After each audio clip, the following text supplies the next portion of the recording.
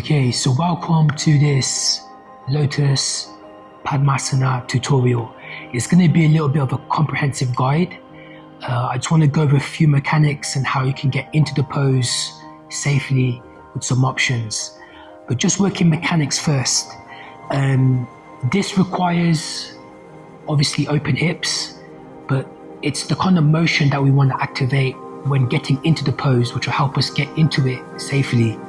So if I start from standing, I'm just going to draw my right knee up. I'm going to take it out to the side and extend it back and then bring it back through middle. So again, creating this circular motion.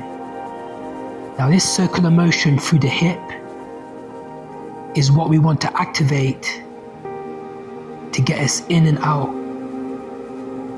of not only Lotus, but other poses which require external rotation. Now similarly, this can be done in the tabletop position. Again, just drawing the knee up, out, and swinging it through. Now obviously, as we do this a couple of times, it's going to loosen out the hips. And this motion will come into our entry. So other preparatory poses which are great to help unlock Lotus, one would be lizard pose, so hand parallel to the foot, extended or maybe grounding the knee and opening out the hip, maybe releasing forearms, treating it as passive or vinyasa, again just to open out that hip. Now alternatively, Pigeon is good as well, because we want to activate and release the piriformis in the glutes, which help with our external rotation. And obviously a great seated posture would be, the two ones are firelock pose. So again, I have a tutorial on this on the channel, but then keeping one shin parallel,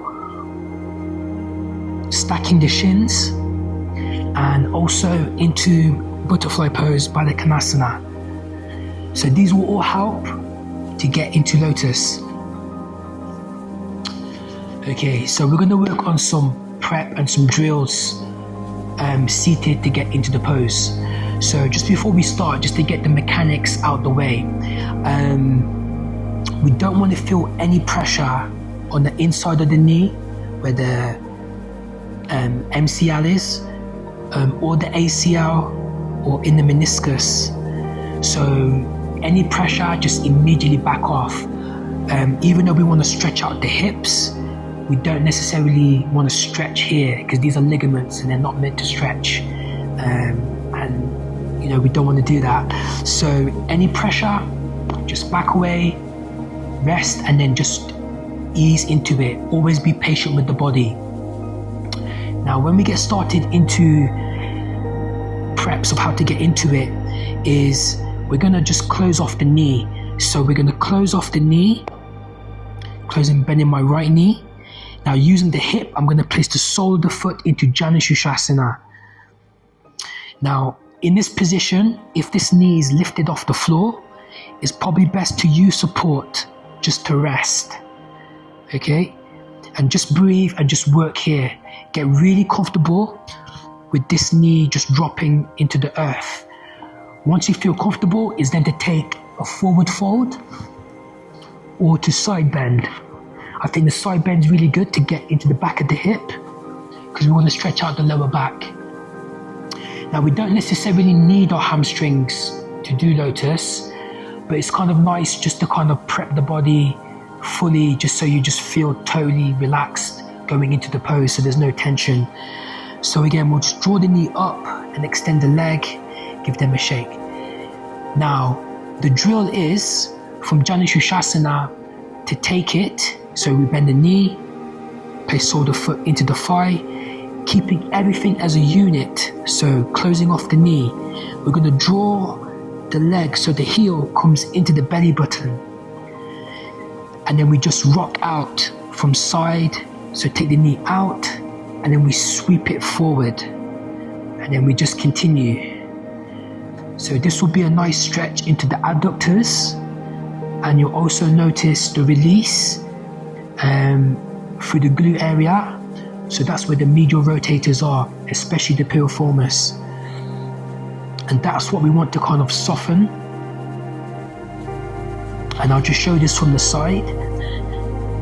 So again, I close, open, shoulder foot plants, lifting, heel into belly button, and then just rocking from side to side. And again, just keeping the eyes and jaw soft. Just nice, soft breaths. Now, similar to when we did the motion at the beginning, so this motion of knee up, knee out, sweeping, is this motion we want to add now into our drill. So, showing it from side on, we're going to bend, open out the hip, again draw the heel up, we sweep out, and then to complete the circle, the heel goes to the opposite hip crease. And then again, we want to complete the rotation, so we allow the hip to sweep down. So now we're in half lotus position. Now, if the knee is high, again, we want to place support, and we don't want to push the knee down. We want to let the hip do it naturally and the foot to feel soft. If we press, the pressure from the hip will go straight into the ligaments, and we don't want to damage, again, MCL, ACL, meniscus, anything in the knee. We want to take the pressure all the way, so we leave our support. Now, a key thing to mention here, and I'll just show this front on, is that we want to have the knees parallel in our half lotus position. So we want to have a line, so for us to place a block, there'll be a line from knee to knee. So not necessarily knee out to 90, but as much as we can to take it out, to sweep it in, and then sweep it all the way down. Now, if you're at this position and this is feeling comfortable, the next position would be to go to seated half lotus, bending, so maybe lifting the knee up, bending, and then placing it underneath. So now we're in half lotus. And again, we want to do the other side. So again, we lift up, we lift away, we sweep in, we complete that rotation, and then to bend, tuck the knee in, and that's fine. So now we're in the half lotus position. So now to go into the full lotus. Now there's two different variations. I think it's safer to get into this pose when you have both hips externally rotated.